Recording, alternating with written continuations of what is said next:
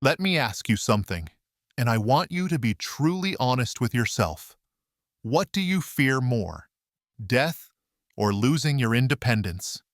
It might sound like a dramatic question, but a study from the Disabled Living Foundation revealed a startling truth. More seniors fear losing their independence than they fear death itself. That feeling, that deep-seated need to be the captain of your own ship, is not just understandable. It's a testament to a life lived with competence, strength, and self-reliance. You've managed households, careers, finances, and families. You've navigated life's toughest storms and earned the right to make your own decisions. So, when someone, even a loving son or daughter, starts hinting that you might need a little help, it can feel like more than just a suggestion. It can feel like a threat, a challenge to your very identity. The goal of our conversation today is not to tell you what to do. I have far too much respect for your intelligence and life experience for that. Instead, my purpose is to hand you a set of tools, a new way of looking at things, so that you can continue to be the one in the driver's seat, making the calls and living life on your own terms. We're going to talk about 5 quiet, often overlooked signs that the ground might be shifting under your feet. These aren't the big, obvious crises. These are the subtle whispers that, if you listen closely, can help you make strategic adjustments before a crisis ever happens. This is about being proactive, not reactive. It's about staying in control by being the first to recognize the signs and the first to decide what to do about them. We'll be drawing on insights from trusted institutions like the National Institute on Aging and the Mayo Clinic, not to lecture, but to provide solid information you can use. We're going to talk about the changing social landscape, the surprising ways our own homes can start to work against us, and one of the most underreported risks that every senior needs to know about. We'll also tackle that incredibly difficult conversation, the one you might be dreading with your family. And I'll give you a new script, a new way to lead that discussion so that your voice is the one that is heard loudest and clearest. And let's get one myth out of the way right now. The idea that significant cognitive decline is just a normal, inevitable part of getting older. The science says otherwise. While some memory changes can be normal, dementia is a disease, not a natural part of aging, and it only affects a small percentage of older adults.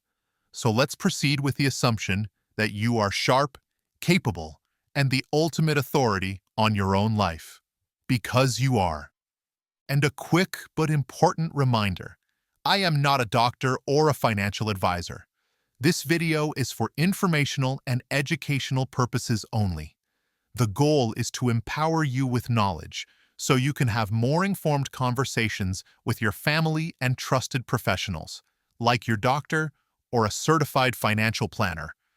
Always consult with them before making any significant decisions about your health or finances. All right, let's begin with the first quiet sign. This isn't about a fall or a forgotten appointment. It's much more subtle than that.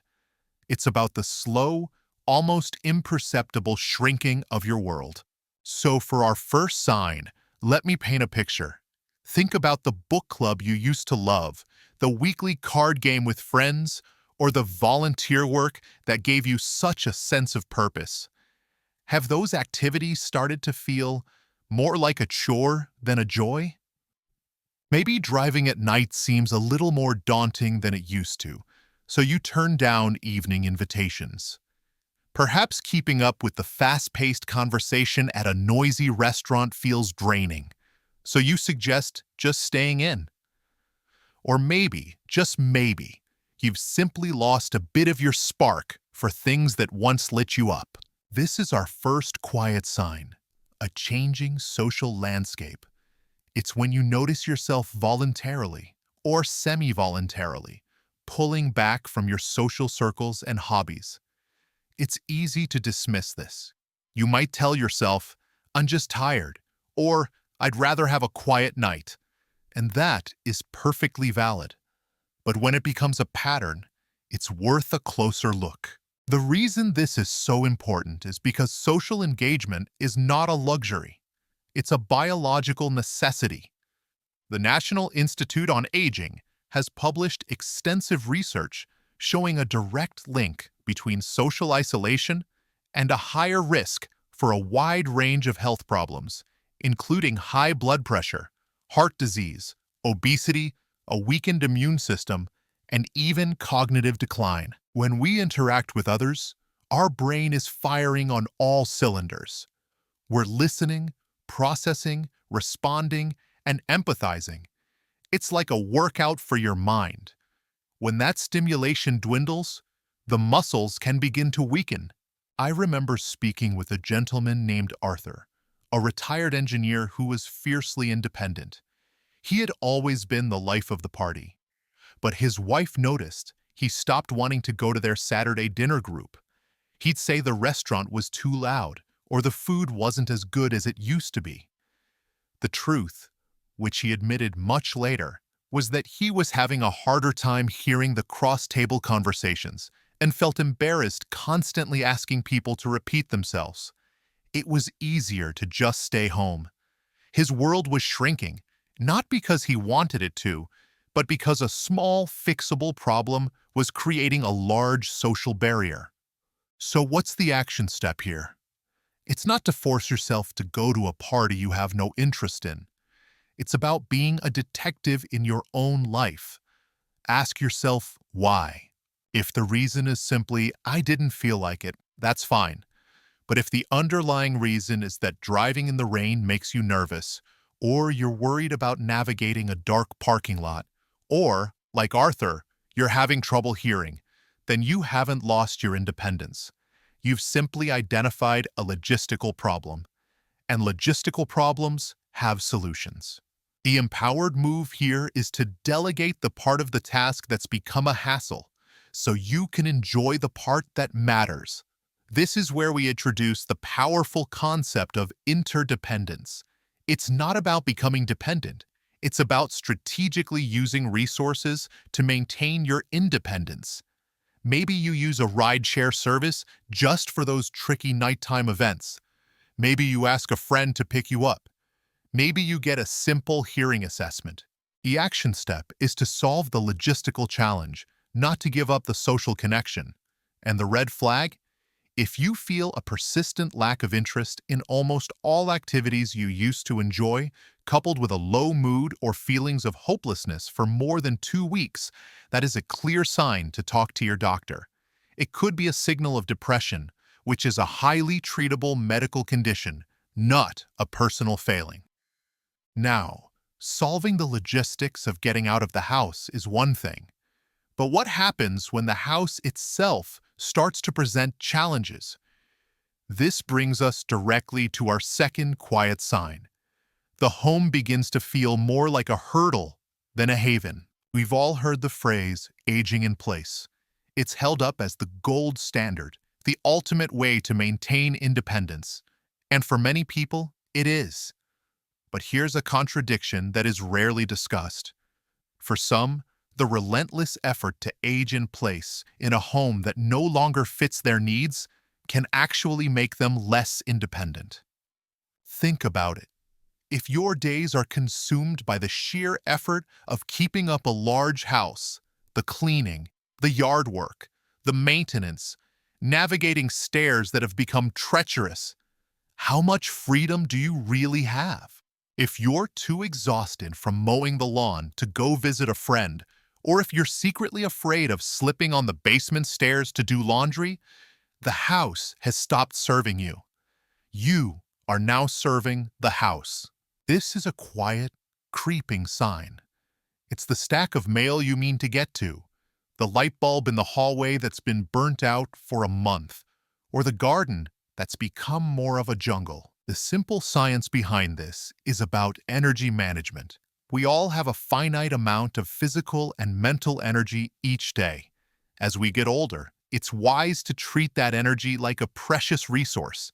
Do you want to spend your daily energy budget on scrubbing floors and pulling weeds, or on having lunch with your grandkids, pursuing a passion project, or reading a good book? Clinging to the idea that you must do everything yourself can ironically lead to a life that is much smaller and more restricted. I had a neighbor, a wonderful woman named Eleanor, who lived in a beautiful two-story colonial she had raised her family in. She was immensely proud of it, but in private, she confessed to me that she was essentially living in three rooms: the kitchen, the living room, and her downstairs bedroom. She hadn't been upstairs in over a year because she was terrified of the steep staircase after a close call. She was paying taxes, insurance, and utilities for a whole house she couldn't fully use. Her castle had become her cage. She was aging in place, but she was isolated and limited within that place. The action step here is a radical one for many of us. It's to redefine what home and independence mean. Independence isn't about the physical address. It's about your quality of life. The empowered choice is to conduct an honest audit of your home. Does it still work for you? If not, what small changes could make a big difference? This is another instance where delegating is a power move. Installing grab bars in the shower is not an admission of weakness. It's a smart preventative measure, like wearing a seatbelt. Hiring a cleaning service once a month isn't a sign of failure. It's a sign that you value your time and energy. Using a lawn service means you're buying back your Saturday mornings. For Eleanor, the solution was eventually to move to a lovely, single-level patio home in a senior community. She was worried it would mean a loss of freedom, but she told me later she felt more independent than she had in years. She had a social life, no maintenance worries, and she could walk to the community center. She didn't lose her independence.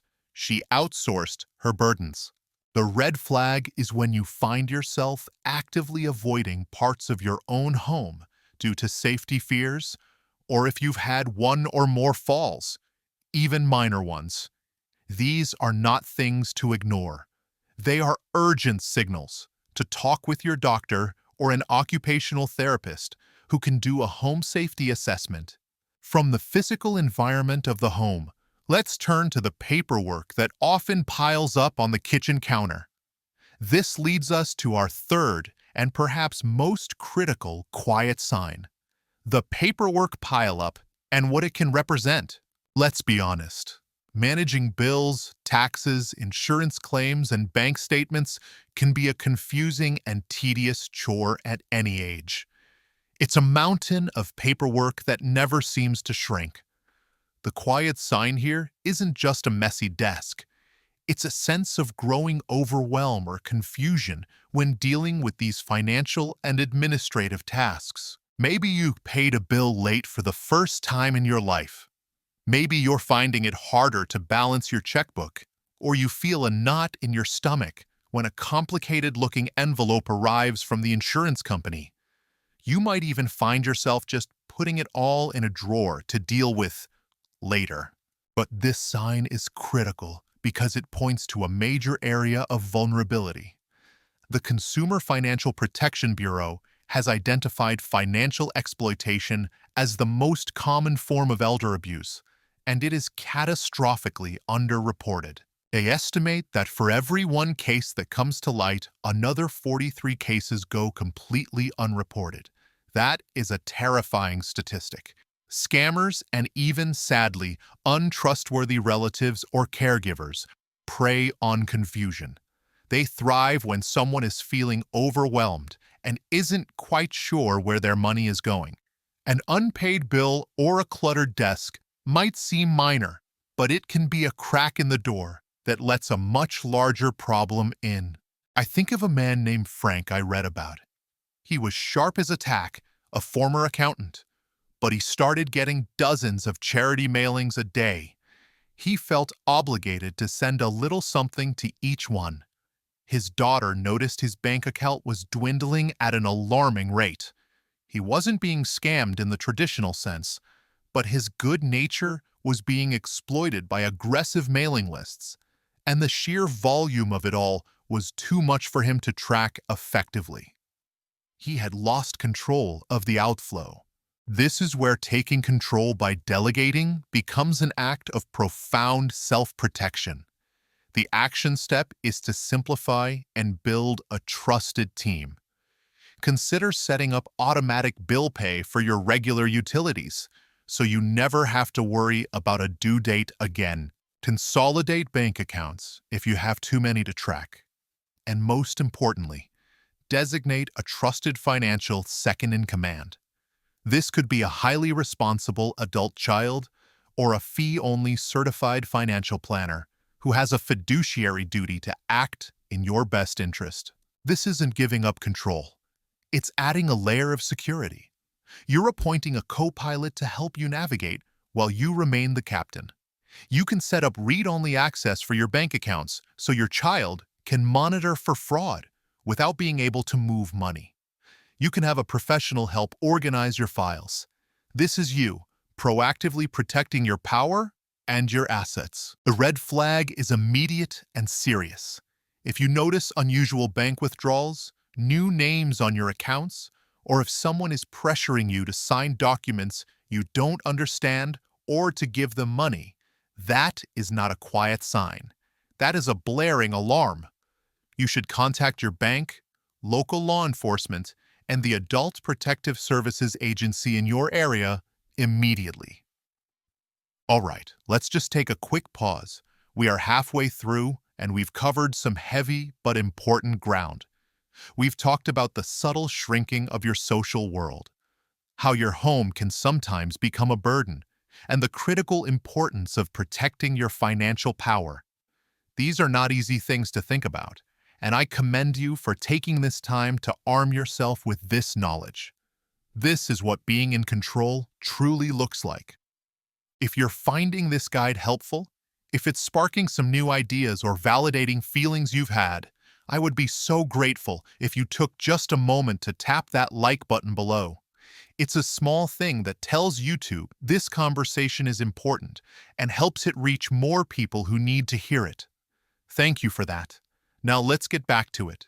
The next quiet sign is less about your environment and more about you.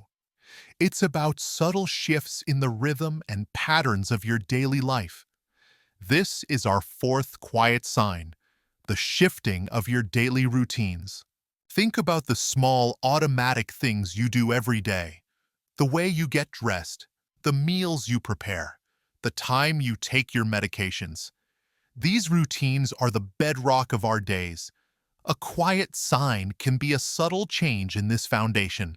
For example, maybe you've noticed your clothes aren't as clean as they used to be, or you're choosing outfits that are easier to put on rather than the ones you actually like. Perhaps your diet has shifted from balanced meals to more convenient, processed foods, like toast or canned soup for dinner most nights. You might find a pill on the floor and not be sure if you took your morning dose or dropped it. Or maybe you've noticed a few unexplained bruises on your arms or legs, signs of bumping into furniture that didn't used to be a problem. Each of these things, in isolation, is meaningless. But together, they can paint a picture. They can indicate that the physical tasks of daily living are starting to require more energy and focus than they once did. The reason this matters is that these small shifts can be early indicators of underlying issues. A change in diet could be due to anything from dental problems making it hard to chew, to a loss of smell and taste, to the simple fact that cooking for one feels lonely and uninspired. My own father, a man named Bob who was stubborn as a mule but whom I adored, insisted he was eating just fine. But when I visited, I noticed his fridge was mostly empty, save for some condiments and a carton of old milk. His fine meals were mostly crackers and coffee. He wasn't being dishonest. In his mind, he was getting by. But his nutrition was suffering. which was impacting his energy levels and his mood, creating a downward spiral. It wasn't until we found a meal delivery service that brought him one hot, delicious meal a day, something he looked forward to, that we saw his old spark return. He hadn't needed a caregiver to hover over him. He needed a simple, practical tool. The action step here is once again to be a gentle observer of your own life and to look for tools, not for deficits. This is the ultimate reframing of getting help.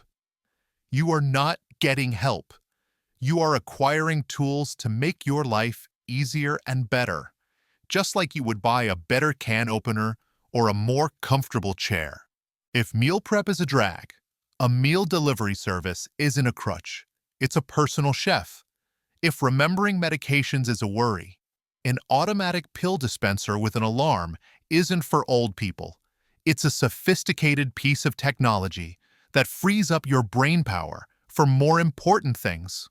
If you're concerned about falls, a medical alert button isn't a ball and chain. It's a key that unlocks the freedom to be home alone without fear. You are strategically delegating tasks to technology and services so you can preserve your independence and health. A red flag to watch for. If you experience significant unintentional weight loss, if you are forgetting medications regularly, or if you notice a decline in personal hygiene that you can't seem to get on top of, these are important signals to discuss with your doctor. They will help you investigate the root cause, which is often a treatable medical issue. This brings us to our fifth and final sign, which is often the most emotionally charged of all. It's not about your health or your home, but about your relationships. It's the communication breakdown. This last sign is when you feel like you and your adult children are speaking different languages. They come to you with concerns, and you hear criticism. They offer suggestions, and you hear commands. Conversations about the future feel like ambushes. You find yourself getting defensive, shutting down, or changing the subject because you feel like you're being managed. You might hear them say, "Mom, you need to stop driving at night," and what you feel is a complete dismissal of your judgment. This breakdown is a huge sign that the current dynamic isn't working. It's a sign that a new approach is desperately needed, one where you are at the head of the table. Many seniors have shared this exact sentiment. One woman put it perfectly. "It's upsetting to feel like our thoughts and opinions don't matter. It's frustrating when you think you know what's best for us." That feeling of being dismissed is infuriating, and it's a valid response. The reason this is so crucial is that if you can't talk openly and honestly with your family, small problems will be left to fester until they become big crises. A communication breakdown creates a vacuum, and into that vacuum rushes fear, resentment, and misunderstanding on all sides. Your children are likely operating from a place of love, but their fear for your safety can make them sound controlling and disrespectful. They fall into the trap of telling you what you need to do instead of asking you what you want to do. The problem is that this approach forces you into a corner where the only way to maintain your sense of autonomy is to say no to everything. It becomes a power struggle, and in a power struggle, nobody wins. The action step here is to seize control of the conversation. You lead it. Instead of waiting for them to bring it up, you schedule the conversation. You set the agenda. You can flip the script entirely. Instead of letting them frame it as what you need, you frame it as what I want for my future. Shift the language from "you need to" "what if we do." For example, instead of waiting for a lecture about your driving, you could say, "I've been thinking about the future, and I want to make sure I have a plan in place to stay independent for as long as possible. What if we research some transportation options together for those times I don't feel like driving, so I always have a backup?" You see the difference? You're the one initiating, the one planning, the one in charge. You are inviting them to be your partner, not your parent. Your red flag is simple.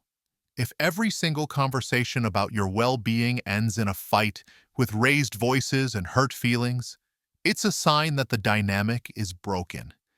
It may be time to bring in a neutral third party, like a geriatric care manager, a family therapist, or a trusted clergy member, who can facilitate a more productive conversation where everyone feels heard and respected.